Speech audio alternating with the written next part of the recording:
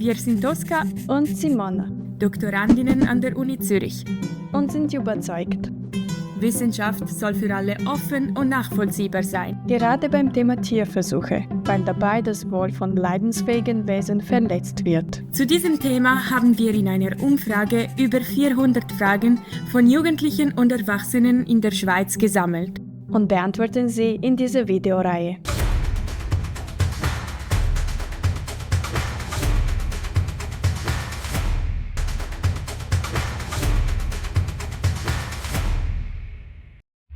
Ja, man kann die Frage nicht einheitlich beantworten für alle Projekte und alle Forschenden. Aber sicher aus Perspektive der Ethik ist es wichtig, dass man die Tiere nicht nur als System oder nicht nur als Modell sieht, sondern als Individuen, als leidensfähige Wesen. Und das ist auch die Perspektive, die man einnehmen muss, wenn man einen Ethikantrag ausfüllt als Forschende. Und es ist die allermeisten Forschenden, mit denen ich zu tun habe, für die ist das auch eine Selbstverständlichkeit, dass man so eine Perspektive auf Tiere einnimmt. In der Schweiz ist es gesetzlich so geregelt, dass die Würde des Tiers und das Wohlergehen des Tiers geschützt ist. Und dass die Würde geschützt ist, das ist etwas Einmaliges. Das ist nur in der Schweiz so. Es gibt kein anderes Gesetz auf der Welt, das das auch inkludiert. Alors la loi suisse considère les animaux comme des êtres sentients, qui ont une dignité, qui ont une valeur inhérente, et dans ce sens-là, non pas comme des objets. Mais en pratique, on est quand même en train d'utiliser des animaux comme des moyens pour des bénéfices souvent humains, des intérêts humains. Et dans un certain sens, c'est une objectification de l'animal, c'est une instrumentalisation de l'animal, de les utiliser de cette manière-là. Par contre, en pratique, il y a quand même toujours la volonté de chercher des moyens de les faire souffrir au minimum, de les remplacer par d'autres méthodes. Et les personnes qui travaillent avec des animaux ont généralement aussi du mal à infliger de la souffrance ou alors à mettre à mort les animaux. Ce qui, selon moi, reflète l'idée qu'ils sont vus comme des êtres sentients, comme des êtres vivants. Ja, natürlich werden die Tiere als Lebewesen gesehen. Ich persönlich arbeite mit Mäuse und die finde ich super süß und kuschelig und die sind mehr als nur als Zahlen für mich. Jedes Tier hat seinen eigenen Wert und deswegen folgen wir auch dem 3R-Prinzip, Reduce, Refine und Replace, damit wir auch die Tieranzahl verringern können und auch die angewandte Verfahren verfeinern.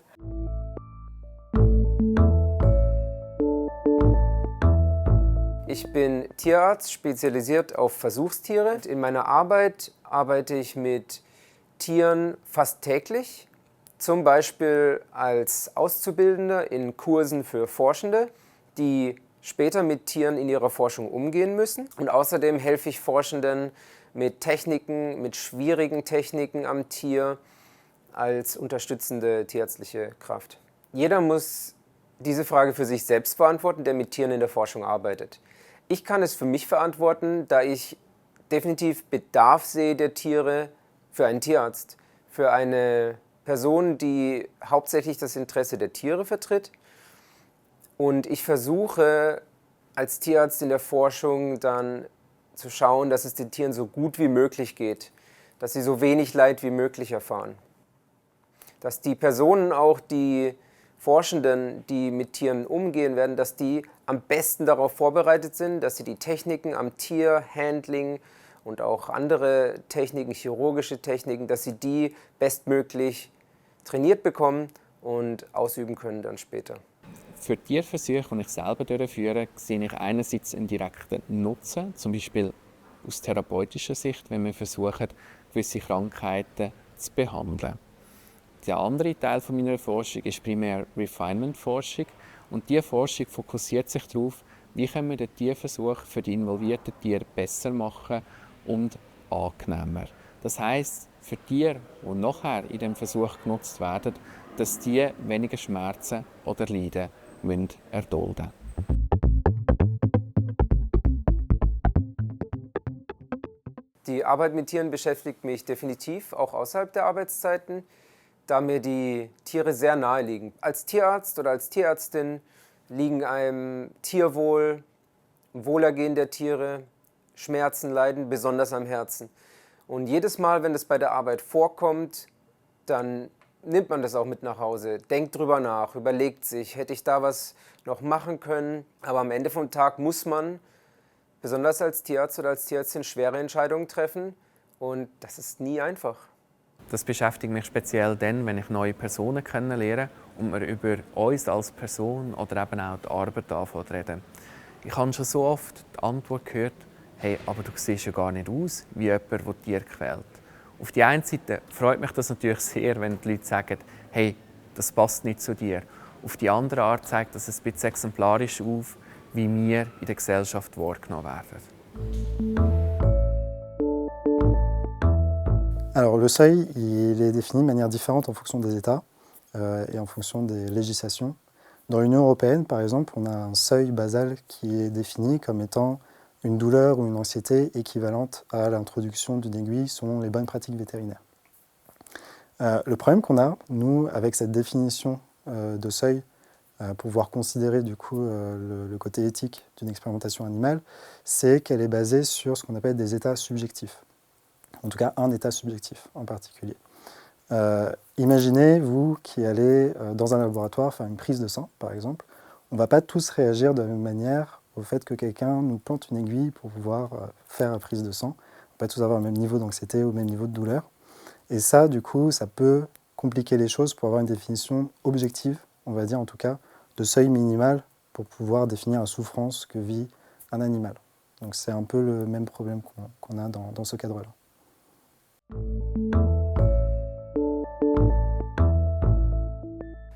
Den psychischen Leidensdruck von Tieren in einem Tierversuch abzuschätzen, zu messen, ist super schwierig. Das kann man heute mit den Techniken, glaube ich, noch nicht. Genau genommen müssten wir die Tiere fragen, wie es ihnen geht im Tierversuch, wie sie sich fühlen. Und das können wir nicht. Deshalb sind wir auf unsere Erfahrung angewiesen, als Forschende, als Tierärzte, als Tierpfleger und schauen, wie es dem Tier geht, ob es irgendwelche offensichtlichen Zeichen, die wir kennen, von Leidensdruck, von Schmerzen oder irgendwelchen negativen Erfahrungen zeigen. Und dementsprechend würden wir dann handeln. Durante gli esperimenti gli animali vengono monitorati molto di frequente, seguendo precisi criteri che sono stati stabiliti in precedenza. Se ci sono dei segni di sofferenza si interviene, per esempio con degli antidolorifici oppure con la soppressione. Gli esseri umani possono comunicare se provano dolore o sofferenza, mentre gli animali non possono farlo. Quindi noi come ricercatori siamo molto cauti e cerchiamo di captare subito ogni potenziale segno di sofferenza negli animali e agire tempestivamente. Per esempio, gli umani, quando sono ammalati o un po' sofferenti, hanno meno energia e si muovono più lentamente. E lo stesso comportamento lo possiamo osservare anche negli animali, quindi un animale che si muove poco è un potenziale indizio di sofferenza.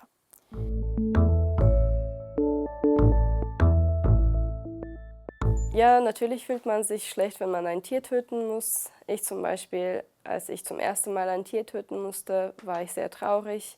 Das hat mich für lange Zeit beschäftigt und ich habe auch viel darüber nachgedacht, ob ich das mittragen kann. Aber dann mit der Zeit habe ich verstanden, dass es ein Teil der Forschung ist, das unersetzlich ist. Und alle Forschende wissen, dass es auch ein unersetzlicher Teil der Grundlagenforschung ist und wir würden nicht dort sein in Medizin und Wissenschaft, wo wir heute sind, ohne die Tiermodelle. Das Ende eines Versuchs bedeutet eigentlich meistens das Ende des Lebens des involvierten Tiers. Und selbst nach 4 Jahren Forschung mit Tieren fällt mir das immer noch nicht einfach, am Ende eines Versuchs ein Tier zu töten. In meinen Tierversuchen ist es so, dass ich über eine längere Zeitperiode mit einzelnen Tieren oder auch mit Tiergruppen zusammenarbeite. Speziell mit Ratten, wo man wirklich viel interagieren kann, wo dann Tiere auch zeigen, dass sie eine gewisse Verbindung zu dir aufbauen, wird es dann am Ende des Versuchs extrem schwierig, wenn ich weiss, ich muss die Tiere jetzt töten.